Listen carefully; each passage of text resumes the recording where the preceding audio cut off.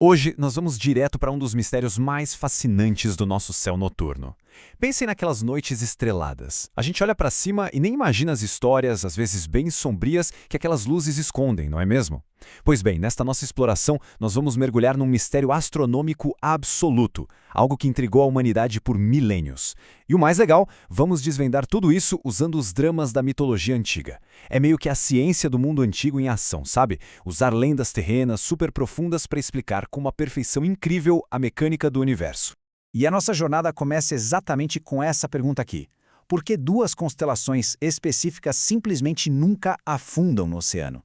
Pensem bem, se a gente observar o céu do hemisfério norte durante uma noite inteira, vamos notar que a Ursa Maior e a Ursa Menor ficam ali fazendo um movimento circular constante, mas elas nunca, jamais, descem abaixo da linha do horizonte. É impressionante. E o mais fascinante é que os antigos não explicaram esse fenômeno real e observável com matemática ou órbitas complexas. Não. Eles explicaram isso através de um mito romano incrivelmente trágico. Então vamos começar. Parte 1. A ninfa e a deusa. Para a gente entender o que acontece lá no céu, nós precisamos primeiro descer à Terra. Mais especificamente, para as florestas intocadas da antiguidade. É lá que nós conhecemos Calisto. Gente, a rotina de Calisto não era brincadeira. Para ser uma ninfa da deusa Diana, a regra número 1 era manter um rigoroso voto de castidade. Ela vivia uma vida de pureza e devoção absolutas. E detalhe, ela não era só mais uma no grupo não. Ela era a companhia preferida da poderosa deusa. Literalmente a favorita. Toda manhã, lá iam elas caçar juntas, com aquelas aljavas prateadas nas costas, botas de couro super resistentes e depois, claro, exaustas, elas tomavam banho nuas nas águas transparentes dos rios de pedra. Só que, como vocês podem imaginar, toda essa intimidade e esse favoritismo descarado acabaram atraindo muita inveja e sussurros maldosos das outras ninfas. O que nos leva à parte 2, o disfarce de Júpiter. Pois é, a paz naquela floresta estava com os dias contados. Porque, convenhamos, quando a luxúria dos deuses do Olimpo mira na Terra, a tragédia é praticamente certa. E aqui nós temos um contraste brutal. De um lado, a deusa Diana, a protetora das virgens, a deusa da caça, alguém em quem Calisto confiava de olhos fechados. Do outro lado, temos Júpiter, o todo-poderoso, mas que, nessa história, age como um enganador astuto e francamente bem covarde. Acontece que Júpiter olhou lá do alto e ficou completamente obcecado por Calisto.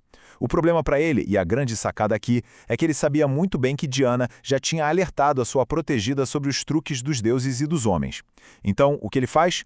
Num ato de pura malícia, ele simplesmente assume a forma física da própria Diana. Sim, ele usa essa confiança cega da ninfa para se aproximar de mansinho e seduzi-la. E as consequências dessa enganação divina caíram como uma bomba. Calisto engravida e acaba tendo um menino, chamado Arcas. Lembram daquelas outras ninfas mortas de inveja? Então, elas não perderam um segundo. Correram para contar tudo, direto nos ouvidos de Diana. A reação da deusa? Imediata e implacável. Calisto foi banida na hora, expulsa da forma mais humilhante possível daquele grupo sagrado. Num piscar de olhos, ela perdeu a mentora, o lar na floresta e absolutamente toda a sua honra. E a situação piora. Vamos para a parte 3, a Fúria de Juno. Agora, a nossa história sobe de volta para os salões luxuosos do Monte Olimpo. É lá que Juno, a esposa de Júpiter, descobre a traição. E, fiel ao seu estilo clássico na mitologia, ela bola uma vingança super mesquinha, mas não contra o marido todo-poderoso, claro que não. Ela vai para cima da vítima na Terra. A crueldade da Juno é de deixar qualquer um chocado. Olha só as palavras dela. Vou acabar logo com sua beleza e fascínio, transformando-a numa ursa horrenda e desajeitada. É muito rancor, né?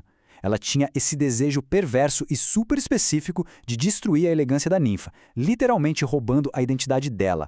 O processo dessa transformação é digno de um filme de terror. O corpo delicado da Calisto começa a ficar todo coberto por pelos grossos e marrons. Aquela boca que antes cantava, de repente se enche de presas gigantes. E no meio desse pesadelo inimaginável, Calisto tem um pensamento que é, ao mesmo tempo, trágico e quase irônico. Ela pensa, se ao menos tivesse me transformado num elegante felino. É um lamento de cortar o coração, mostrando que mesmo enquanto ela perde a forma humana, a vaidade e a elegância dela tentam resistir a todo custo ao inevitável.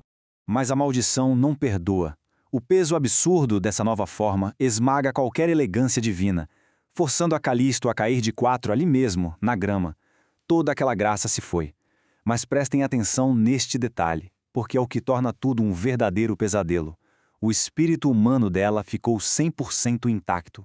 A mente, a consciência, os sentimentos da Calisto, tudo continua lá, só que agora trancafiado dentro do corpo de uma fera gigantesca.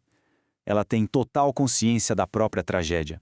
Os anos seguintes são de uma solidão esmagadora. Primeiro ela vaga completamente sozinha por aquelas florestas escuras, ela tem que fugir dos humanos porque, eles atirariam nela na hora, e o espírito dela se recusa a interagir com outros animais selvagens. É um isolamento absoluto. O tempo vai passando, o filhinho dela, o Arcas, cresce sem a mãe e se torna um belo jovem, o que nos coloca direto em rota de colisão para aquele dia fatídico. O dia em que o Arcas decide entrar armado, adivinhem onde? Na mesmíssima floresta onde a mãe dele vive escondida. Chegamos ao ápice. Parte 4, o encontro trágico.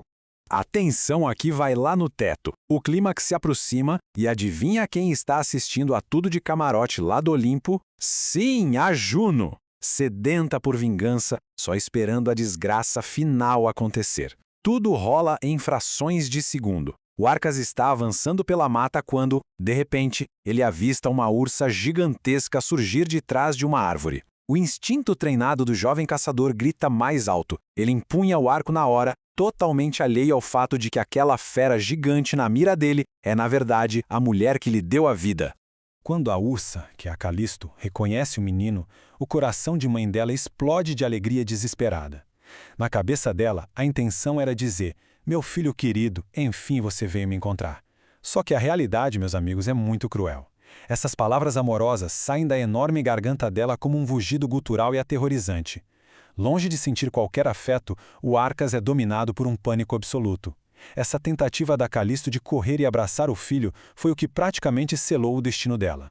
Com o pavor tomando conta dos sentidos, o Arcas age. Ele puxa a corda do arco até o limite da força humana. O alvo gigante está muito perto. Os dedos dele relaxam e aquela flecha incrivelmente rápida dispara voando direto para o coração da besta. O tempo meio que congela, sabe? O filho está a 1 milímetro de cometer um matricídio perfeito, concretizando exatamente o final sangrento que a Juno tanto queria.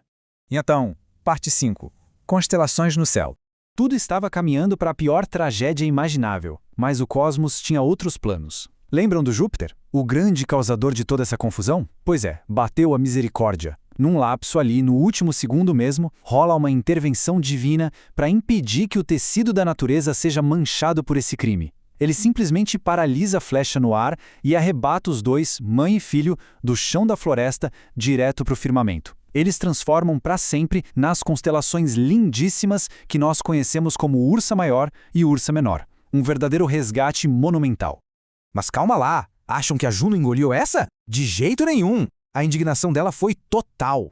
Ela corre até os pais adotivos dela, Tétis e Netuno, e cospe as palavras. Não a considerei digna de se revestir da forma humana, e agora ela é exaltada entre as estrelas. Para Juno, aquilo passou longe de ser um resgate. Foi a pior ofensa possível. Ela se sente publicamente humilhada, afinal, a criatura que ela tentou destruir acabou ganhando a imortalidade mais brilhante do universo.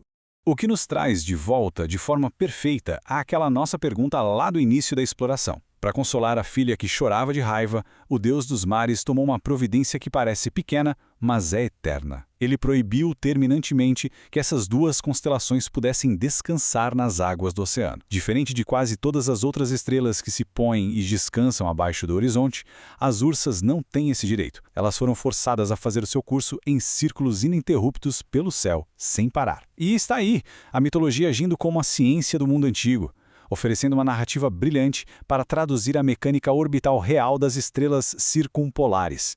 E nós fechamos a exploração de hoje com esta reflexão. Afinal de contas, essa imortalidade celestial que a Calisto e o filho receberam foi realmente uma baita recompensa divina, salvando-os da morte? Ou será que foi só uma linda, brilhante e interminável punição, condenando os dois a marchar pelo céu noturno sem nunca ter um momento de descanso? Na próxima vez que vocês olharem para o céu e procurarem por essas estrelas, vale a pena lembrar dessa história e pensar no quão fina a linha entre um prêmio glorioso e uma tragédia eterna. Continuemos sempre curiosos e questionando. Até a próxima!